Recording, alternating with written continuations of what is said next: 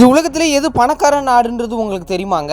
அது துபாய் தாங்க. துபாயில் இருக்கிற மனுஷங்களுக்கு ஒன்றே ஒன்று தான் பெருசாக தெரியும். அது பணம் பணம் பணம். பணத்தை வச்சு இந்த துபாய்க்காரங்க பண்ணுற விஷயம் இருக்கே, அப்பப்போ அவங்க பண்ணுற அட்டகாசமும் அற்புதமும் சும்மா வேறு லெவலில் இருக்கும். அதை பற்றி தான் இந்த ஒரு வீடியோவில் பார்க்க போகிறோம். உங்களுக்கு உண்மையாகவே பணம் சம்பாதிக்க பிடிக்குன்னா மறக்காமல் இந்த வீடியோக்கு லைக் பண்ணிட்டு வாங்க, டைம் வேஸ்ட் பண்ணாமல் வீடியோக்குள்ளே போகலாம்.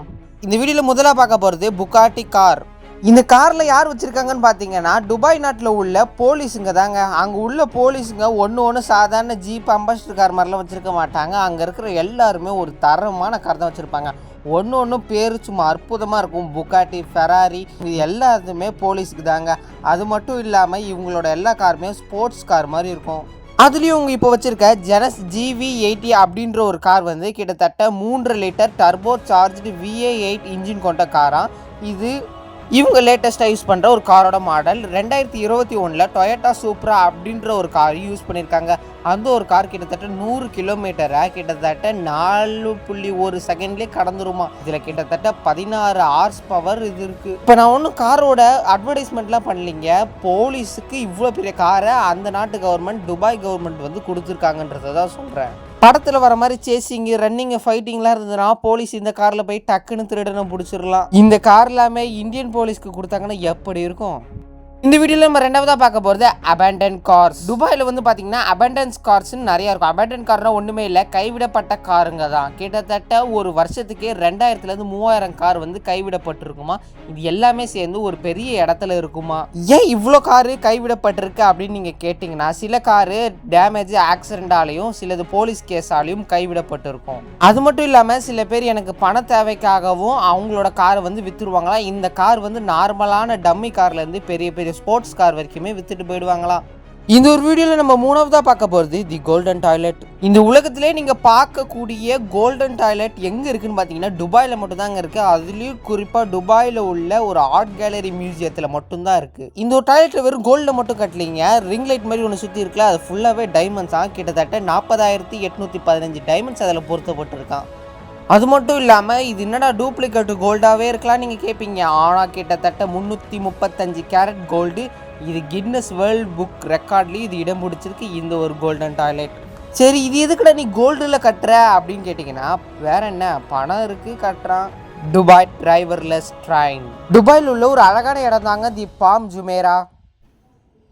இந்த பாம் ஜுமேரான்ற ஒரு இடம் தாங்க உலகத்திலே உள்ள best of best beach, restaurant, ஹோட்டல்லாம் இருக்குது. கிட்டத்தட்ட 5 கிலோமீட்டர் பர் ஹவரில் கடந்துற இந்த ஒரு ட்ரெயின் வந்து டிரைவர்லெஸ் ட்ரெயினாக. இதை நக்கீல் அப்படின்ற ஒரு கம்பெனி வந்து இவங்களுக்கு ப்ரொவைட் பண்ணியிருக்காங்க. துபாயோட மோனோ ரயில் டிரைவர்லெஸ் ட்ரெயின்னா அது இதுதான். ரோட்லேருந்து 10 அடி தாங்க மேலேயே இருக்குமா. நீங்கள் அந்த பாம் ஜுமேராவை சுற்றி பார்க்கணுன்னா இந்த ஒரு ட்ரெயினில் ஏறி போனால் போதும், அந்த இடத்தையே நீங்கள் அழகாக சுற்றி பார்த்துடலாம் கிட்டத்தட்ட 10 நிமிஷத்தில். இந்த பாம் ஜுமேராவோட எல்லா இடமும் ரொம்ப சூப்பராக இருக்கும். அதுலேயும் தி பாம் கேட்வேன்ற இடம் பார்க்க பயங்கரமாக இருக்கும். தி பாம் கேட்வே ட்ராவலருக்குள்ளே நீங்கள் வந்தீங்கன்னா போதும், கிட்டத்தட்ட 1600 பார்க்கிங் ஸ்பாட் இருக்குது. அதுலேயும் முக்கியமாக நீங்கள் சாப்பிட்றதுக்கான ரொம்பவும் டேஸ்டான ஃபுட்ஸ் எல்லாம் கிடைக்கிற ஒரு இடம் இருக்குது.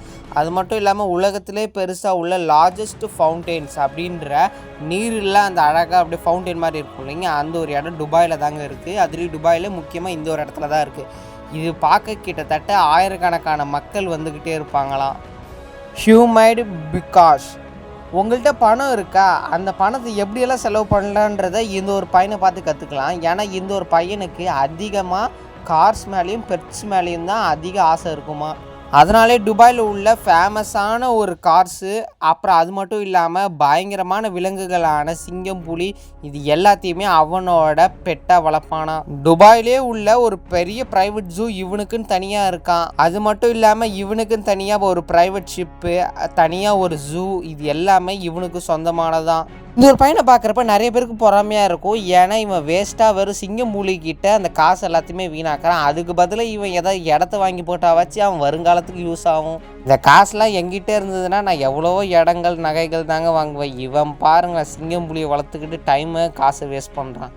இவன்கிட்ட இல்லாத பொருளே இல்லைன்னு தான் சொல்லி ஆகணும். ஏன்னா இவங்கள்ட்ட இருக்கிற எல்லா பொருள், காரு, காஸ்ட்லியான வாட்ச்சு, டைமண்ட்ஸுன்னு எக்கச்சக்கமாக இருக்கான். அது மட்டும் இல்லாமல் இவன் ஒரு சிங்கத்தை ரீசெண்டாக வாங்கியிருக்கான். கிட்டத்தட்ட $50,000 கொடுத்து வாங்கியிருக்கான். இது நம்ம இந்திய பணத்துக்கு சொல்லி ஆகணும்னா கிட்டத்தட்ட 4,16,08,000 வருது.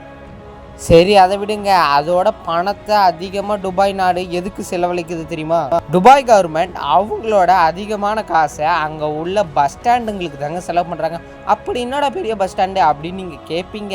அதுக்கான ஆன்சர், அவங்க இருக்கிற பஸ் ஸ்டாண்ட் ஒன்றுமே ஏசி பொறுத்துப்பட்டு இருக்குமா? நம்ம இந்தியாவில் என்னதான் பஸ் ஸ்டாண்ட் கட்டினாலும் அங்கே என்னென்னமோ கிறுக்கி வச்சு எச்சு துப்பி அசிங்கப்படுத்திடுறாங்க. ஆனால் வெளிநாட்டில் ஒரு பஸ் ஸ்டாண்டும் சூப்பராக இருக்கும். அதனால தான் ஏசி எல்லாம் போட்டு வச்சுருக்காங்க. துபாயில் கிட்டத்தட்ட 636 பஸ் ஸ்டாண்ட் இது மாதிரி ஏசி பொருத்தி இருக்குமா? இப்போ வெளிநாட்டிலலாம் பார்த்தீங்கன்னா எச்சு துப்புனா கூட போலீஸ் வந்து பிடிச்சிருவாங்களாம், அரெஸ்ட் பண்ணி ஃபைன்லாம் போட்டுருவாங்களாம். ஆனால் இந்தியாவில் அது மாதிரிலாம் பண்ண மாட்டாங்க. அதனால தான் வெளிநாட்டில் எல்லா இடமும் கொஞ்சம் க்ளீனாகவே இருக்குன்னுவேன். அதுலேயும் இது மாதிரி ஏசி பொறுத்தியே பஸ் ஸ்டாண்ட்ஸ் எல்லாமே 2007 கட்டி முடிச்சாங்களாம். வேர்ல்டு லார்ஜஸ்ட் கோல்டு மார்க்கெட், இந்த உலகத்திலே உள்ள பெரிய கோல்டு மார்க்கெட் எங்கே இருக்குன்னு கேட்டிங்கன்னா அது துபாயில் தாங்க இருக்குது. இங்கே ஒரு நகையும் சும்மா பெருசாக சும்மா பயங்கரமாக இருக்கும். அது மட்டும் இல்லாமல் இங்கே வெறும் கோல்டு மட்டும் தான் கிடைக்கும்னா அது மட்டும் கிடையாது. இங்கே கோல்டு, டைமண்ட், அதுலேயும் விலை உயர்ந்த பிளாட்டினம்னு ஒன்று இருக்குல்ல, அதையும் இங்கே தான் கிடைக்குமா? அது மட்டும் இல்லாமல் நீங்கள் ஒரு கோல்டு இப்போ இந்தியாவில் வாங்குறதுக்கும் துபாயில் வாங்குறதுக்கும் ரொம்பவும் டிஃப்ரென்ஸ் இருக்குது. துபாயில் வந்து பார்த்தீங்கன்னா அவங்களோட நாட்டு பணத்துக்கு படி அது கம்மியாக தான் இருக்கும். ஆனால் அதுவே நம்ம இந்தியாவில் நம்ம நாட்டு பணத்துக்கு ரொம்ப அதிகமாக இருக்கும். அதே மாதிரி தான் எலக்ட்ரானிக் கேஜெட்ஸும். இப்போ நம்ம நாட்டில் யாராவது ஐஃபோன் வாங்க விரும்புகிறாங்களா, எல்லாரும் துபாயின்னு சிங்கப்பூர்ன்ட்டு அங்கே போய் தான் ஐஃபோன்லாம் வாங்குறாங்க. அதே மாதிரி தான் இந்த கோல்டும். டெட்லியஸ்ட் டென்னிஸ் கோர்ட், இந்த உலகத்திலே உள்ள வேர்ல்டு டெட்லியஸ்ட் டென்னிஸ் கோர்ட் எங்கே இருக்குன்னு கேட்டிங்கன்னா துபாயில் தாங்க இருக்குது. அதுலேயும் துபாயில் உள்ள இந்த புஜ் அரப் ஹோட்டலில் தான் இருக்குது. கிட்டத்தட்ட 321 மீட்டர் வந்து நீட்டாக இருக்குமா. அது மட்டும் இல்லாமல் பெஸ்ட் டூரிஸ்ட் ஸ்பாட்டு இந்த வேர்ல்டுன்ற ஒரு இடத்தையும் பேரையும் இந்த புஜ் அரப் ஹோட்டல் பிடிச்சிருக்கு. டாம் ரைட் 1999 தான் இந்த ஒரு புஜ் அரப் ஹோட்டல் கட்டப்பட்டிருக்கு. அதுலேயும் அங்கே இருக்கிற கண்ணாடி கிளாஸ் எல்லாம் PTFE அப்படின்ற ஒரு ஃபைபர் கிளாஸ் எல்லாம் கட்டப்பட்டு இருக்குது. அதுலேயும் மேலே டாப் ஆஃப் தி ஹோட்டலில் வந்து பார்த்திங்கன்னா ஒரு பெரிய டென்னிஸ் கோர்ட் இருக்குது. இதுதான் இந்த ஹோட்டலே ரொம்ப பயங்கரமான விஷயம். இன்னதான் இவங்க ஹோட்டலில் 1999 கட்டினாலும் 2005 தான் இங்கே இருக்கிற பெரிய டென்னிஸ் கோர்ட்டை கட்டியிருக்காங்க. ஏன்டா இதை டெட்லிஸ்ட் டென்னிஸ் கோர்ட் அப்படின்னு சொல்கிறேன்னு பார்த்தீங்கன்னா இந்த ஒரு கோர்ட்டை தாண்டி உங்களுக்கு போகணுன்னா செவர்லாம் இருக்காது. அங்கேருந்து நீங்கள் கீழே பார்த்தீங்கன்னா உங்கள் உயிர் போகிற அளவுக்கு அவ்வளோ பெரிய த்ரில் உங்களுக்கு தரும்.